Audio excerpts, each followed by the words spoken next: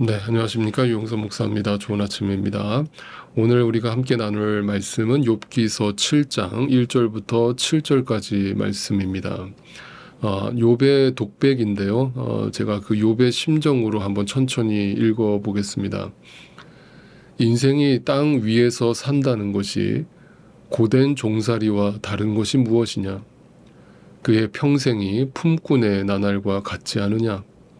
저물기를 몹시 기다리는 종과도 같고 수고한 삭슬 애타게 바라는 품꾼과도 같다. 내가 바로 그렇게 여러 달을 허탈 속에 보냈다. 괴로운 밤은 꼬리를 물고 이어갔다. 눕기만 하면 언제 깰까, 언제 날이 셀까 마음 졸이며 새벽까지 내내 뒤척거렸구나. 내 몸은 온통 구더기와 먼지로 뒤덮였구나. 피부는 아물었다가도 터져버리는구나. 내 날이 배틀의 북보다 빠르게 지나가니 아무런 소망도 없이 종말을 맞는구나.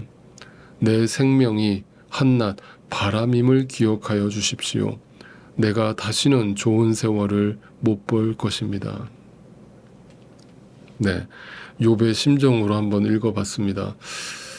아마도 욥의 심정으로 읽었다고는 하지만 욥의 이 고백은 사실 어떤 감정으로 다 표현하기 어려운 절망, 절규라고 할 수 있습니다. 여러분, 우리는 이 모습이 전혀 낯설지가 않습니다. 왜냐하면 우리도 인생을 살아가다가 보면 이런 고백을 한 번쯤은 꼭 할 때가 오기 때문이죠.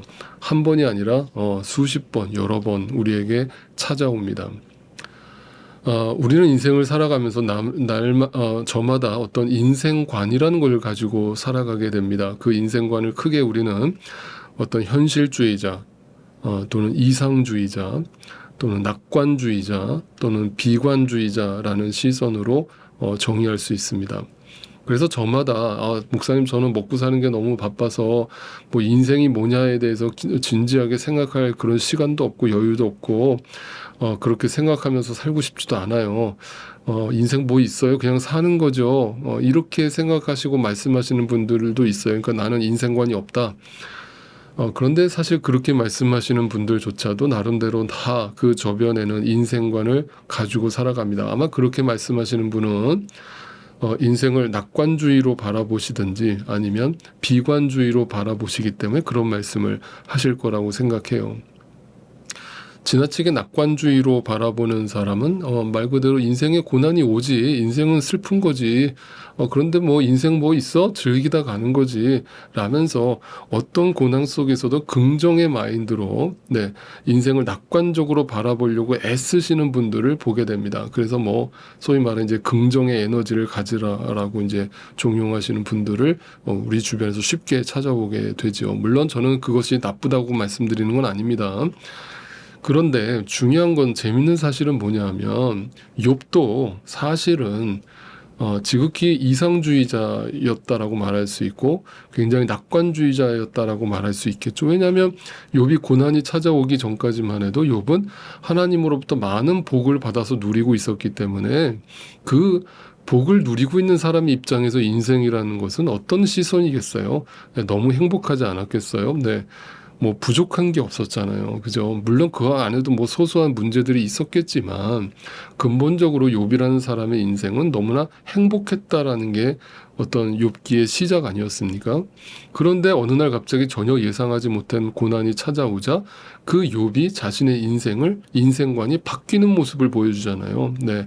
이상주의자였던 욥이 현실주의자가 되면서 자신의 현실에 시선이 꽂혀서 불평과 원망을 늘어놓기 시작합니다. 그러면서 심지어 자신의 생일까지 저주하면서 자신이 차라리 태어나지 않았으면 좋을 뻔했다라는 시선을 갖기 시작하죠. 비관주의자가 된 거죠. 자, 그러니까 우리는 인생에서 때로는 나이에 따라서 그것이 달라질 수도 있고 어떤 상황에 따라서 어떤 인생관이 바뀌는 것이죠. 그래서 우리도 젊은 날을 생각을 해보면, 물론 저보다 한참 연세가 많으신 분들은 아유 목사님도 젊으신데 그런 말씀하세요 하시겠지만, 저보다 훨씬 더 젊었을 때, 어렸을 때를 생각해 보면 인생을 무조건 낙관주의로 바라보고 굉장히 이상주의적인 생각을 꿈꿨던 그런 때가 있었던 것 같습니다. 그런데 인생을 살아가면 살아갈수록 인생이 그렇게 호락호락하지 않다는 것을 이제 몸소 경험하기 시작하고, 그 경험을 통해서 깨달아가는 것이 있죠. 그 깨달아가는 것이 인생이라는 것은 근본적으로 허무하구나. 네, 이것을 깨달아가는 거예요. 그러면 그때서야 비로소 성경의 눈을 돌렸을 때, 이 욥기가 지혜서라고 제가 여러 번 말씀드렸잖아요. 성경이 말하고 있는 그 지혜가 뭔가를 생각했을 때 욥도 마찬가지고 전도서의 솔로몬도 마찬가지고, 전부 그 인생을 낙관주의였던 사람들이 나중에 비관주의자가 되면서, 이상주의였던 사람들이 현실주의자가 되면서 인생을 너무나 냉정하게 냉랭하게 바라보기 시작하더라는 거예요. 그러면서 전도서의 솔로몬의 고백처럼 모든 것이 헛되고 헛되다라는 고백이 저절로 터져 나오는 거예요. 자기가 노력하지 않아도. 그런데 거기서 만약에 주저앉았다면 신앙인이라고 할 수 없겠죠. 그 믿음이 나에게 존재한다면, 그 믿음이 나로부터 시작되지 않고 하나님으로부터 주어졌다면, 그 상황 속에서 나도 모르게 그렇다면 인생의 목적이 무엇이냐, 나는 왜 사는 거냐, 나는 왜 태어난 거냐, 그럼 죽는다는 건 뭐냐라는 거를 언젠가는 진지하게 고민하게 될 순간이 찾아온다는 거예요. 그럴 때 성경에 들려주는 음성에 귀를 기울일 때 그 답은 하나밖에 없는 거예요. 나를 지으신 분이 계시다는 거고, 그분께 돌아가는 것이 인생의 목적이라는 거예요. 나의 집이 있다는 거예요. 내가 여기가 내 집인 줄 알고 살았는데 여기는 그냥 텐트 생활에 불과했다는 거예요. 여행에 불과했다는 거예요. 소풍에 불과했다는 거예요. 그래서 이 세상의 소풍 끝내는 날 하나님 앞에 서서, 하나님 이 세상도 아름다웠지만 하나님 곁에 하나님과 함께 있는 것이 가장 행복하고 아름답다는 걸 저에게 알려주셔서 감사합니다라면서 그분을 영원토록 노래하는 것이 믿는 자들의 소망이겠죠. 그러니까 오늘 이 욥의 모습 속에서 낙관주의였던 사람이, 이상주의였던 사람이 한순간에 현실주의자가 되고 비관주의자가 되는 이 욥의 모습을 보면서 낯설지가 않은 거예요. 마치 거울을 비춰주는 양, 우리의 모습을 비춰주고 있기 때문 아니겠습니까? 그런데 어저께 제가 주일 예배 때 말씀드린 것이 있죠. 신앙생활의 시작은 절대 평탄한 길로 시작되지 않아요. 여러분, 하나님이 여러분을 부르실 때 반드시 이 욥의 고난을 기억하시면 좋겠어요. 광야를 꼭 기억하시면 좋겠어요. 우리에게 그 고난과 광야가 단지 우리에게 육체적인 고통을 주려고 우리에게 허락된 시간이 아니라는 걸 기억하시면 좋겠어요. 그 믿음이 들어서려면요, 내 안에 갈등이 먼저 시작된다는 걸 아시면 좋겠어요. 그 갈등은 나와 하나님과의 싸움이라고 할 수 있고, 내 안에 이 사망의 법과 하나님의 법의 갈등이라고 할 수 있거든요. 그러니까 말씀이 들어오면, 하나님의 말씀이 내 안에 들어오기 시작하면요, 내 안에서 갈등이 일어나는 게 정상인 거예요. 그 싸움이 시작되는 거예요. 그래서 너무 고통스러운 거예요. 근데 그 고통을 외면해 버리면 여러분에겐 절대 그 믿음이라는 게 들어오질 않아요. 그 영적 전쟁에서 여러분이 싸우셔야 돼요. 피하면 안 돼요. 피 흘리기까지 싸우셔야 돼요. 그럴 때 내 안에 오랫도록 자리 잡고 있었던 그 사망의 법을 깨트리시는 하나님의 은혜의 법이 내 안에 들어올 때, 생명의 법이 내 안에 들어올 때, 너무 고통스럽지만, 너무 아프지만, 너무 추하지만, 너무 부끄럽지만, 그것이 나를 사로잡기 시작하면 내 안에 가치관이 바뀌기 시작하고, 인생관이 바뀌기 시작하고, 인생의 가장 큰 풍랑이라고 할 수 있는 고난을 바라보는 시선이 달라지기 시작하는 거예요. 그럴 때 어떤 고백이냐면, 고난이 올 때 또 이 고난을 잘 견뎌야 되겠다가 아니라, 그게 믿음이 아니라, 여러분 잘 들어보세요. 욥은 그냥 오래 견뎠기 때문에 믿음이 훌륭한 사람이고 눈을 떴다라고 말하는 게 아니에요. 절대. 욥이 그 믿음의 눈을 뜬 것은요, 자신의 연약함을 발견하는 순간이었거든요. 근데 그 연약함을 언제 발견했어요? 고난을 통해서 발견한 거예요. 자신의 생일을 저주할 정도로 불평과 짜증과 원망과 그 이상주의자였던 나의 인생이 현실주의자가 되어버리고 냉랭해지고 차가워지고 내일에 대한 소망이 끊어질 때, 그리고 불평과 짜증과 원망이 가득 내 안에서 터져 나올 때, 그게 내 안에 하나님의 말씀이 나와 부딪혀서 싸우는 증거예요. 그럴 때 여러분 거기서 물러서면 안 돼요. 싸우셔야 돼요. 하나님의 말씀을 들으셔야 돼요. 배우셔야 돼요. 묵상하셔야 돼요. 그럴 때 그 말씀이 거울이 되어서 나의 실체를 비춰주는 거예요. 무슨 실체예요? 내가 죄인이라는 거예요. 내가 죄인이라는 것은 나의 연약함, 나의 약함, 나의 추함을 보게 하시는 거예요. 그럴 때 비로소 하나님의 은혜 앞에 엎드리게 되는 것이에요. 여러분, 그걸 치유라고 하는 거예요. 그걸 회복이라고 하는 거예요. 여러분, 그걸 순종이라고 하는 거예요. 그래서 이 세상에서 우리가 고통을 겪을 때 그 고통 자체만을 보지 않고 그 고통을 단지 오래 참아야 되겠다라는 생각으로만 바라보지 마시고 그 속에서 나를 죽이고 나를 낮추는 그 결단을 하나님 앞에 하실 수 있기를 바라요. 제가 며칠 전에 저희 교회 성도님 병문안을 위해서 오랜만에 큰 병원을 방문했었습니다. 그곳에 가보니 여지없이 정말 많은 환자분들이 계시더군요.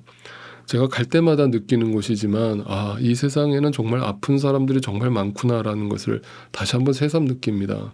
여러분, 아픈 사람만 있겠습니까? 지금이라도 장례식장을 한번 가보십시오. 지금 이 순간에도 사랑하는 가족과 사랑하는 친구의 죽음을 맞이하는 수많은 사람들의 눈물이 있습니다. 여러분, 그것이 인생입니다. 인생은 절대 축제가 아닙니다. 그래서 여러분, 전도서 말씀에도 너희가 인생을 진짜 알기 위해서는 장례식장을 가는 사람, 그 장례식장을 찾는 사람이 지혜로운 사람이라고 말하지 않습니까? 그걸 뭐예요? 메멘토 모리, 죽음을 기억하라는 거잖아요. 그래서 여러분, 우리 기독교는요, 이 세상의 슬픔과 아픔을 외면하는 종교가 아니에요. 그 슬픔과 아픔을 끌어안고 그 아픔을 통과하는 종교예요. 십자가를 통과하는 종교라고요.